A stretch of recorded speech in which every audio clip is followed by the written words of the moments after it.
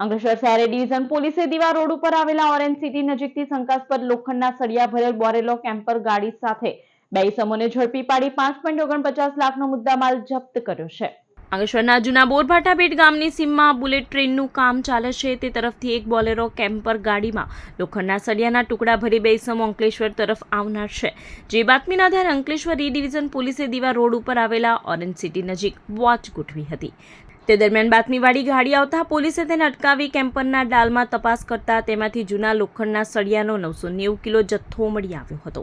પોલીસે ગાડીમાં બેઠેલા બે ઈસમો પાસે ભંગારના જથ્થા અંગે જરૂરી પુરાવા માંગતા તેઓએ સંતોષકારક જવાબ નહીં આપતા પોલીસે 39,000થી વધુનો ભંગારનો જથ્થો અને બે ફોન ગાડી મળી કુલ 5.49 લાખનો મુદ્દામાલ કબજે કરી મૂળ રાજસ્થાનના સિકર ખાતે રહેતો કમલ ગોપાલ લાલ કુમાવત અરુણગીરી વિરેન્દ્રગીરીને ઝડપી પાડ્યો હતો। તેઓ આ જથ્થો ક્યાંથી લાવ્યા હતા તે સહિતની વિગતો મેળવવા પોલીસે તપાસનો ધમધમાટ શરૂ કર્યો છે।